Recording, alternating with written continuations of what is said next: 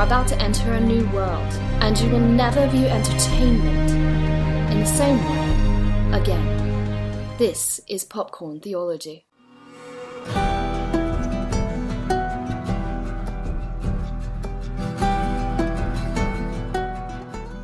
Welcome, movie lovers and theology nerds, to Popcorn Theology, where we examine films and shows for where they align with the greatest story and our greatest storyteller, discussing what to receive, reject, and redeem for common ground, fruitful conversation, and mindful movie consumption. I'm Jam. And I'm David, and we're continuing our weekly minisodes on The Last of Us Season 2 with Episode 5, Feel Her Love. As always, these are going to be full of spoilers, so consider this your warning. Yeah, and don't forget to like and to share this episode with your friends. You can follow us on social media. You can subscribe to YouTube or wherever you listen. And we ask that you consider helping us out by giving us a 5-star rating. Give us a brief review, or you can even support us on Patreon, where you will get the opportunity to interact, influence, and enjoy exclusive bonus content. Absolutely. Real quick, those reviews are super helpful, not just for feeding our egos, not even primarily for that, but because they help other people, they help boost you in the algorithms, they help other people find the podcast. And I've been seeing some of the newer ones coming in, and those have been super encouraging. So yeah, keep them coming if you appreciate what you're hearing. All right, so now on to Episode 5, Feel Her Love. So a little summary here. With the help of a stolen walkie-talkie, Ellie and Dina chart their way through Seattle. But when they get cornered by several stalkers in a warehouse, Jesse shows up and saves them. As they fled from the wolves, Ellie gets separated and makes her way to the hospital to find Nora, who's part of Abby's crew. Ellie chases her down to the basement level where they encounter the spores. So we're finally at the cordyceps spores. Nora is shocked to find out that Ellie is, 1, immune, and 2, that she already knows about what Joel did to the Fireflies. And that is revealed to us. Big revelation there. And the episode ends with Ellie interrogating Nora for Abby's location. And we also get a glimpse of a long-lost duo from Season 1. So quite a bit in this episode. So we're going to move on now to our popcorn ratings. I think, so we evaluate the quality, how much we enjoyed the sort of casual popcorn side of the episode. And they haven't been as consistent lately, but I'm going to still call this one fresh. I would say, as with the last one, it wasn't mind-blowing. They can't all be mind-blowing. It was good. It was a good episode. I thought especially the scene with the stalkers. That one. Yes. When you think it's a little scary, and then later you go down to your dark, unfinished basement to go grab something, and you're like, let's just say I'm looking for eyes everywhere. So, and the spores, the scene with the spores, that was just amazing. It's cool. So, yeah, I don't know. What do you think, Jam? Did this rise above your stale rating for the last episode? Yeah, it was certainly better than last week's episode. All right.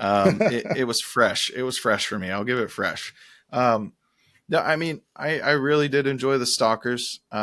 You saw the first one, and I was like, oh, like, man, how are they going to get out of this? And then all of a sudden, there's tons of them. Yeah. Oh, you just raised the stakes. So, I mean, that was entertaining to watch. I also like that they are kind of characterizing the cordyceps. So you see they're growing, and you see the spores. And I mean, I just think that's cool, because you see it's not just contained to these zombie-like creatures. Now it's just kind of taking over the whole world, if you will. As not that it hasn't already, it's just doing so in a different way, right? Right. Because you saw it in the second episode where it was in the pipes, but now you're seeing it's growing on everything. So I thought that was cool. And then the cult activities that took place in this, that was intriguing. It piqued my interest. I wasn't bored out of my mind watching this episode. So fresh rating for me. Good stuff. Now, I definitely get that. It was the last one was a bit slow. We're at that point in the season where the story is moving at a particular pace. And so not everything can be a huge leap. Sometimes it's part of a longer story. Yep. And I think that's why, getting into our theology ratings, I think that's why I would rate this like the bottom of the cup, like flat. If you will, like it, not even diluted. It's flat. My mom used to drink Pepsi all the time. We weren't allowed to have soda growing up. And so as a kid, I'd always try to sneak drinks. But my mom took so long to drink her Pepsi that it was flat by that time. That's what I would rate this episode. On theological themes, I just had a really, really hard time just thinking through it. And it could just be, it might even be worth discussing. It could just be like where my state of mind was when I was watching it. I was tired, it's 9:00. I'm already in bed by that time. It could be that, or I don't know. It's taking such a slow pace these last 2 episodes. That's almost what The Walking Dead did. If you watch The Walking Dead, you would have some episodes that hit really, really hard. And then you would have one episode where they're just walking the whole time. And you're like, did I really just spend, an hour watching them just walk? And it doesn't seem like it's going anywhere. Yeah. That's what this felt like theologically for me. Like, I don't know that it's really going anywhere.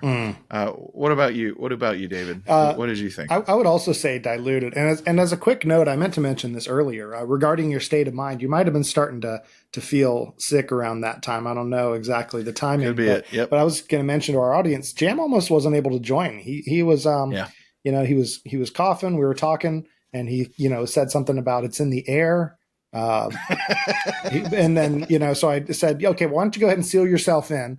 And, but I'm glad everything turned out okay. Yeah. It worked out. I lit a pipe and I was good. There you go. It's the heat. The heat takes care of them. Very good. But yeah, I will agree that I thought this was a pretty diluted episode. Not a lot of new themes. And I think that we're just at that point in the season where it's part of a greater story. The pace is picking up in terms of what's happening, but we can't have continuous revelations or continuous discussions of big moral consequence every episode, every time. I also just am becoming increasingly aware. I don't think this rating system works great for TV. It's really solid for movies or for entire seasons, but for week by week, we're just calling them as we see them. But in hindsight, we're going to have a much better view of what they're doing. And that was the other problem. I said, there's so much that has been teased, like what's up with the Seraphites? Who is the prophet? How does Ellie find out?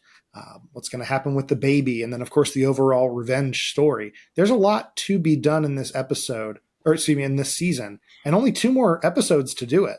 And so, that stuff will hopefully pay off pretty soon.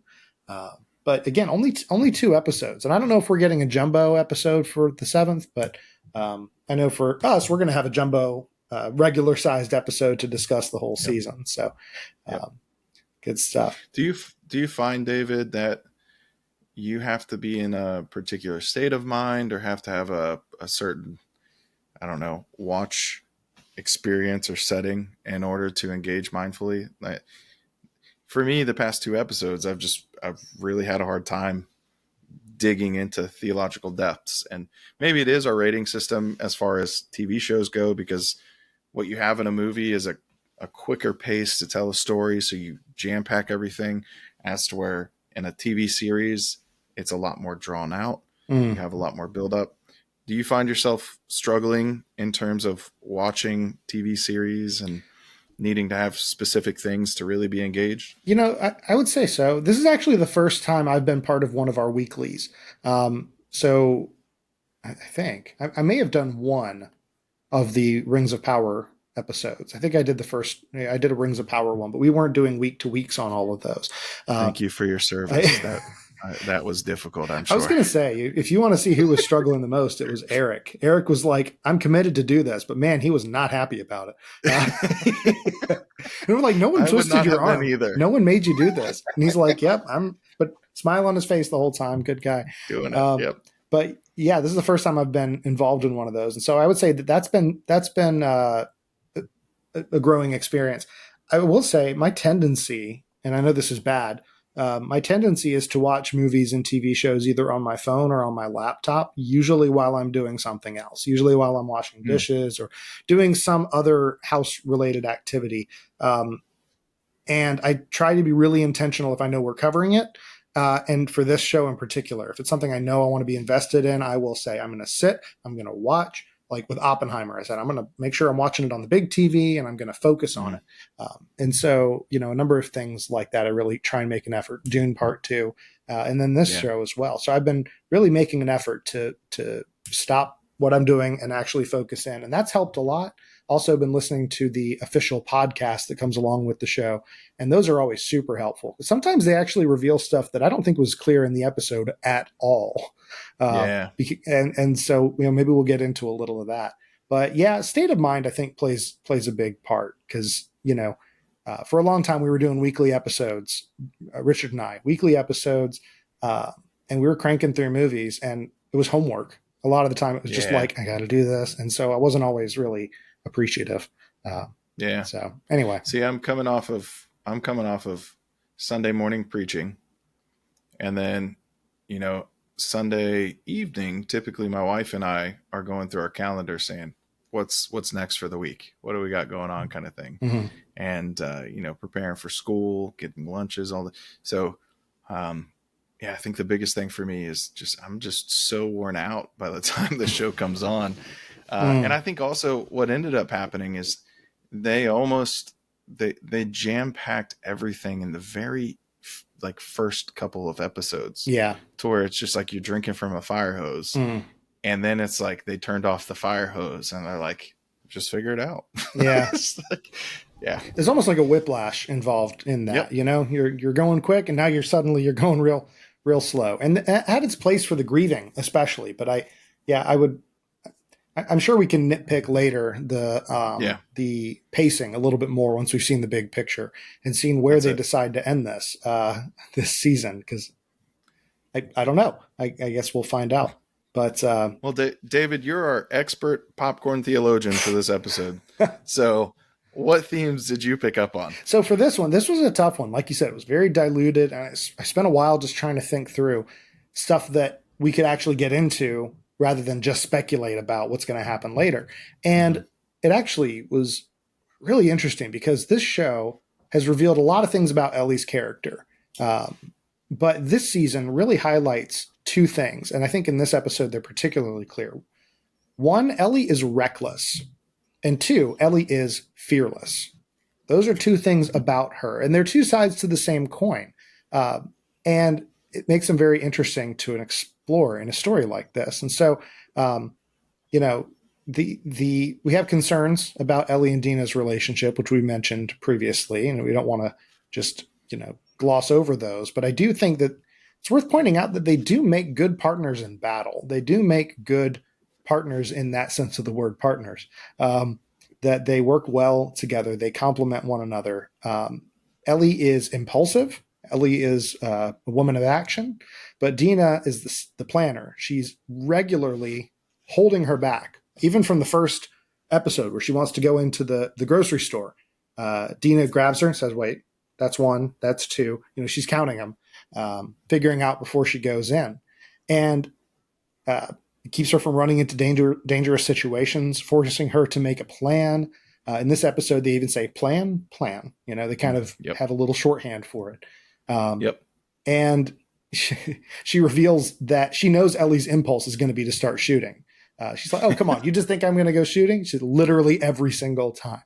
And this episode bears that out.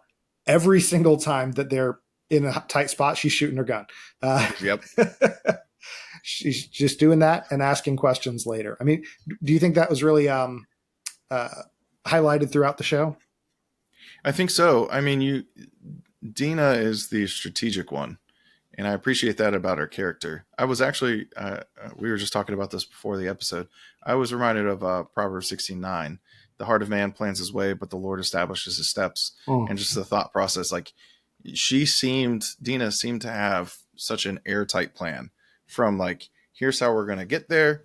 Here's what we're going to do, even to the awareness of this big building has to have something in it because they are on this side and this side. There's no way they have oversight on such a large building. So, I mean, she is just so smart and just well calculated. So, I mean, I really appreciated that. Yeah. School. Yeah. I mean, I really appreciated that, even to the point where when Jesse comes in, right, he makes a comment like, Ellie says, how'd you know where to find us? And I saw your map. Oh, well, that was Dina. So, I mean, I enjoy that about that character. You're seeing a little bit more about her. And that proverb, honestly, like the reality is we plan things out all the time, and sometimes they go the way we plan, but other times, especially like in this episode, they go nothing like we planned at all. Yeah. And one of the comforts of that proverb in general is knowing even in our planning, when we plan well, the Lord is still the one establishing our steps. And there's comfort in being able to fall back on the sovereignty of God too, because sometimes you might have like a passivity of like, well, if God is sovereign, then I should not do anything at all. And it's like, well, that's not a biblical approach. We see we should plan. We have an active responsibility even in the midst of God's sovereignty. It's both and. So God is sovereign, but we are also not to be passive or lazy, but we are to be active in the midst of his sovereignty. And God will work out whether or not our plans work or don't work. Yeah, absolutely. And I think that fits really well with what I'm realizing is a rule of TV and of movies, which is if the characters reveal to the audience what their plan is, that's not going to happen. the plan is not going to work out the way that, because otherwise they wouldn't be telling us. Some of the movies where that, gets flipped on its head are things like heist movies where the audience also doesn't know what's going to happen. And then it worked out well, even though there's usually some twists and turns along the way. But I love that you brought up Proverbs, because that was really where my mind went with this one as well. That in the book of Proverbs, we see that it sort of jumps around, obviously, in terms of the things that it focuses on, but there is a regular pattern of contrasting wisdom with foolishness, which is not an insult. Calling someone a fool in Proverbs it's not just, being mean. It's saying this is a person who lacks wisdom. I mean, it is bad, but it's not, personal. It's, look, if you were wise, you wouldn't be like this. Right. And here, there's a couple great Proverbs on this subject too. So Proverbs 14:16, one who is wise is cautious and turns away from evil, but a fool is reckless and careless. I thought, oh man, okay. So this is fitting pretty well with, we see wisdom in Dina, we see foolishness in Ellie.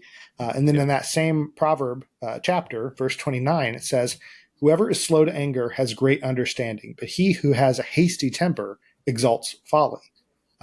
And so we see that it's that fuse that Ellie has. It's not just that she's impulsive in the way that, like Phoebe from Friends might be impulsive or something like that. She's driven by that anger, that aggression.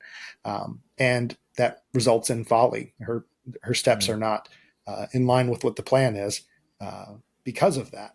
And Scripture says that being reckless or impulsive it's a symptom, right, of that lack of wisdom. And so that's where Ellie's approach in these dangerous situations, something I think that we can reject, in our receive, reject, redeem categories. That's a pretty easy reject one. And so as another quick note, as long as we're in Proverbs, I'd like to share my favorite verse, which is one of my favorite verses, Proverbs 19:2. Which in the Holman Christian Standard, they translate it a way I really like it, which is, even zeal is not good without knowledge, and the one who acts hastily sins. This zeal without knowledge, I think, is a really accurate description of many aspects of the world we live in now, which is people are like, look, I don't have a great handle on this, but I know I have a strong opinion about it. It's okay to have a weak opinion until you know more. And it's natural to do the opposite, but we have to fight against that. That's what wisdom is. It requires us to patiently think through a situation without acting on that impulse, even if it's a well-intentioned impulse. So, I mean, any thoughts on the kind of contrast there that we see between wisdom and folly in these characters? Well, this kind of goes into your next point with fearless, right? But while you're talking about that, I'm thinking about the fact that Dina has tried to calculate every move and every intention. Like, here's how we're going to go about it. To the point where then you have Ellie saying, I'm going to do it, right? All the stalkers come in. I'm going to do it. And Dina's resisted against that, to which Ellie has to say, well, I'm immune. It's not going to be that big of a deal. You go run for this. Yeah, I'll be fine, kind of thing. Her impulse has been, I can't get infected, therefore I can do whatever. Almost like she's super Superman, Supergirl, whatever. Mm-hmm. To where Dina has not had that luxury. So Dina's had to be far more calculated. So I'm curious even if the correlation is there in the sense of, because Dina has had to be far more cautious, she has had to live far more wisely. To where Ellie has what we would say plot armor. she has the immunity, therefore she doesn't have to be nearly as cautious. She could take the risks that other people normally couldn't take as a result. But ultimately, I mean, sure, she can take a bite, but there's no way that she would have survived all of those stalkers. Right. So even in that, she's impulsive because it's like, well, I can't be infected, so I'll be fine. That's like, sure, against one of them. Yeah. But even in that, right, she started to get bit. How many were on her? Like 3 or 4 were on her. And if not for Jesse, she would have died. Yeah. So you see even that plot armor, that impulse that she has, it's like she still needs other people to help her. And those other people are acting in wisdom, where she's just saying, I'm not going to be infected, so I'll be fine. Yeah, absolutely. I think that there's a couple sides to that. One is that even when she's acting in that state, she's still, I think, being kind of dumb and kind of impulsive. Like, she's often standing out in the middle of an open space, firing her gun around to get attention rather than taking a tactical approach, keeping her back covered, things like that. So just as like if I'm going to nitpick, that's what I'm going to nitpick, is that they're not acting like they were raised in a war, which they were essentially. But I think you bring up a really good point, which is that there is a major strength to Ellie's approach, which is that Dina is calculated. Dina is a planner, but when things go awry, she's almost paralyzed in being unsure what to do for a moment. And not that it's very long, but she's not good at thinking on her feet. Ellie is. And that's where that complementing, again, is really good. And again, not condoning the romantic aspects of their relationship, but we see that this is a really good picture of complementary relationships. I think that God often brings married couples together that have these complementary features. I know for my wife and I, we'll just say one of us is more slow and at times way too slow to make decisions, and one of us is maybe too quick to make decisions. And I think that God tends to bring people together in a way that those two sides, the tension between those, actually puts you in a valuable spot. There's a time for everything, and this would be, I think, a decent picture of that, because when the chips are down, Ellie very quickly comes up with a plan. It's a very selfless plan, fearless, but it keeps Dina safe. The other thing, I think, because we get a glimpse into Dina's backstory in this episode, we know that she's lost greatly. And I think that there's probably something to that. I mean, I haven't really thought much about it, but there's got to be something to her mentality and her approach that is related to what she went through. Whereas Ellie almost didn't know what she had to lose until much more recently. Yeah. So it's probably part of it too. But yeah, like you said, she's not immune to being ripped apart. Tess tells us that early on. Like, yeah, even though you can survive a bite, like they won't just bite you. Right. But this whole fearlessness, it really reminds me of a repeated theme we see in Scripture, which is fear not, right?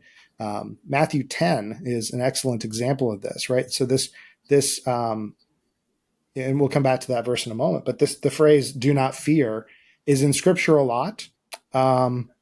And arguably, it's 365 times. According to the internet, there's some debate on this number. The words "fear not" are not 365 times, but admonitions to not be afraid could be up to 365. Doesn't really matter. The exact number is irrelevant. But the question is, why then shouldn't we fear? It's because we know that the Lord is watching over us, that we are within his will, that he guides our steps. But the reason Ellie is fearless is not because of that. It's because she has this, like you said, I love that expression, plot armor. But it still reminds me of Matthew 10, because here we have Jesus telling his disciples that they're going to face persecution. He's telling them that this is going to happen.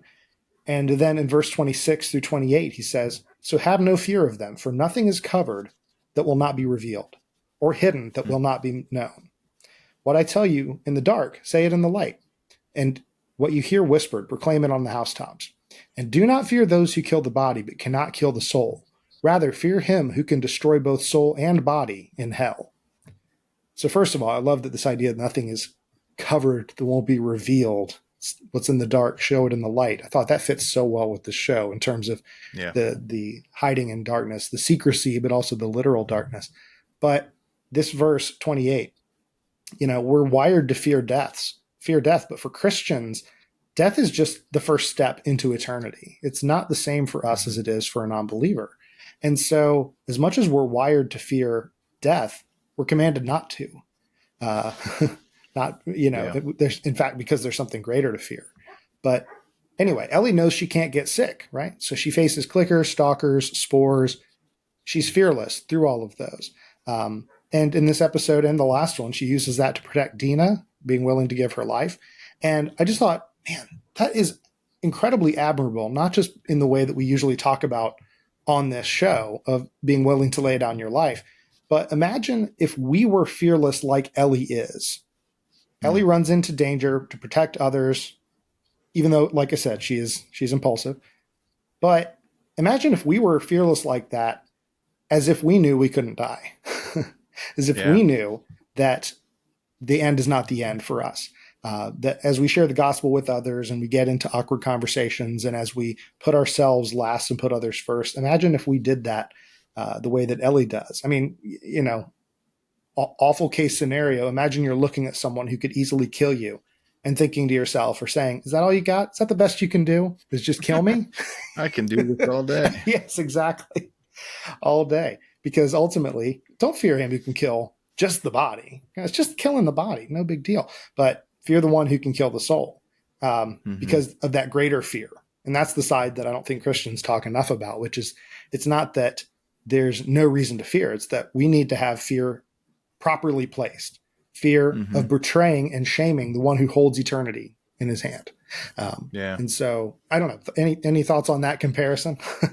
Well, yeah, I mean, I think Ellie has not had a reason to fear between having had Joel with her the entire time and not understanding, like Dina does, understanding the idea of loss to the same extent. Like you have Joel with her, pretty much taking care of her, raising her, that kind of thing. And it's just now that she's on her own kind of thing. But even still, like I don't know that she understands it to that extent of like Joel's life has been taken, but she still has the immunity, which is then that's just kind of pushing her on. But I think what you're hitting at is really good too. The idea of like, she knows she can't be infected, which then pushes her to do extraordinary things where other individuals have gone down the deep end. Like, for example, if Ellie was not immune and we were to believe the world that they've set up where human beings are not selfless, but selfish and self-preserving, then Ellie would not have risked her own life to get Dina out of there. Ellie would have done something to get herself out of there. And so even in the idea of fearlessness for the Christian, fearlessness comes with a selflessness that is distinctly Christian, that is otherworldly. Right. It's the difference between Judas, who sells Jesus out for silver, and then Paul, who was crucifying and killing Christians and then decides, I'm going to give my whole life for this. There's a drastic difference there. Even with Peter's a good case study here. Peter had everything to fear when his Lord was crucified and when he thought everything was over, to the point of rejecting Christ to a little girl. But then he becomes fearless because his Lord has risen from the dead. And if Jesus can in fact rise from the dead, what does he actually have to fear? Not little girls, not Roman soldiers. And that pushes Peter to the point of a death, just like Jesus is. So there's something distinctly selfless and fearlessness for the Christian that is willing to sacrifice yourself for the sake of others, because you quite literally have nothing to fear. The one who could destroy your soul in hell does not destroy your soul in hell, but preserves you, and has called you. So there's a beauty in that. And I'm so glad we're talking about this, because I did not pick up on those character distinctions there.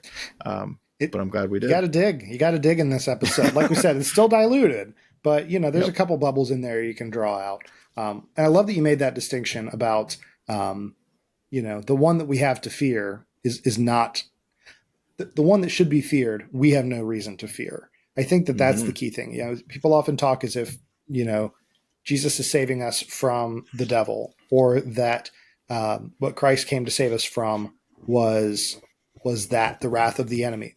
Christ came to save us from, as we mentioned in previous episodes, the perfect wrath of God, because God is a God of wrath and God is a God of judgment. That is part of who he is, because he is holy, because he is set apart. And the sacrifice of Christ is to bring us into a right relationship with him despite that. And so I think that it's really key to say, look, God is to be feared, not just revered. People are always quick to say, oh, fear doesn't mean fear. Fear means fear. There's different types of fear, but yeah, we should be afraid of God. And if you're not in a relationship with him in particular, but if you have a relationship with Christ and he saved you, then, that fear, this should lead us to be like Ellie instead, who, it's not that she never expresses fear, because she does. In no uncertain terms, she expresses and experiences fear in the first season. I think she's just grown more in her maybe overconfidence at this point in this season. But it's, again, based around that identity that she has, someone who is immune. And in a sense, we are immune to death, even though we don't think of it in the same way that Ellie does. So this has been shameless plug of a metal song from a band called For Today, quite literally called Fearless. Oh. You should check it out. It's an awesome song. Fantastic. Yeah, well, check that out, everyone. As the credits roll on this episode, don't forget to check out Fearless, and also to like and share this episode, subscribe, consider supporting us on Patreon, do all that good stuff. Yeah, and until next time, keep engaging movies and media from a godly perspective, and remember, you are not a mindless consumer. Every path has a price.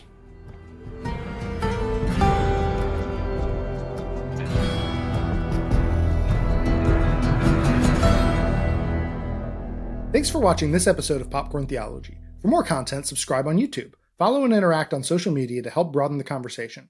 Check out our archive of past episodes at popcorntheology.com or wherever you listen to podcasts, and consider becoming a patron saint by supporting us on Patreon, which lets you interact, influence, and enjoy exclusive bonus content.